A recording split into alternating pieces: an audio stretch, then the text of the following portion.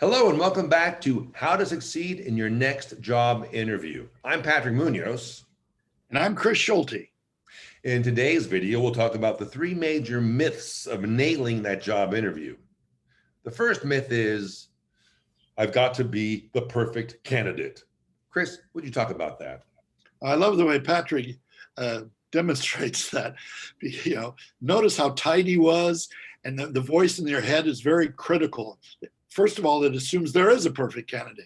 There's never a perfect candidate. And it also seems to assume that the perfect candidate is somehow out there rather than the perfect candidate always starts with you because you are the candidate. So it's very important if you hear that critical voice saying, oh, I've got to be perfect.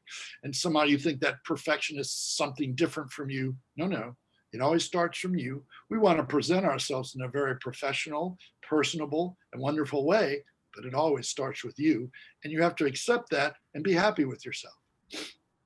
That way you can be yourself and be the person that this other company or institution would want to hire because you're somebody they want to work with, because you're real, you're authentic, you're the best at what you do, but it's you. Mm-hmm.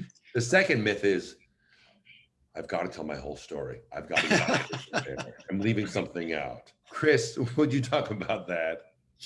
As we've said many times in our videos, you can't tell your whole story. You don't want to tell your whole story. First of all, it tends to flatten everything out. Everything sounds equally important. So we recommend always that before you do the interview, you've decided 2 or 3 things that you think are most important about your life, whatever it is, accomplishments that you have done, overcoming obstacles, things like that. And you want to make sure to revisit those accomplishments, those important points for your interviewer. So don't think that you can tell everything. You don't want to tell everything. Also, as you know, as we've spoken about, you tend to talk too fast if you're trying to get everything in. Oh my God, I got to tell the whole story. There's 3 more years to go and I've already taken 4 minutes.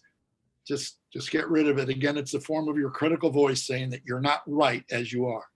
So I think there's really nothing better than coming in a relaxed way, right? That you're relaxed, yes, an energetic relaxation, and that you are relaxed. And so you can really be yourself, share yourself, and feel that you live one moment at a time. Chris and I are obviously prepared for this video. Well, hopefully, obviously, we're prepared for this video, but we're not thinking, okay, the next thing I've got to do is this, and the next thing I've got to do is this. We're trying to live in the moment. And that always gives you your best opportunity for success. The third myth, I messed up in what I said because there's only one right answer. There's only one right answer. If we can share anything with you, there are different ways of saying things, and whatever you say is the right way. Chris has a great story of working with a doctor and having had some times where she didn't get these positions, interviewed many times. And what happened, Chris? What happened when you talked to her? Well, like Patrick said, she had interviewed many times, but she just hadn't been matched, what they call matched or given the job. And so when I started working with her, the first thing I asked her was, well, why do you think you've interviewed many times, but you haven't gotten the position? And she took a moment and then she said, because everything that comes out of my mouth is wrong.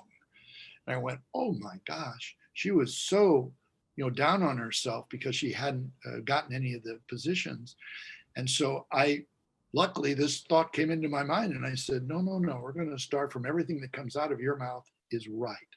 And that's what we did. She had to turn her around and get her to feel confidence in herself again. Now get these critical voices to calm down and to let herself, her real self just shine out.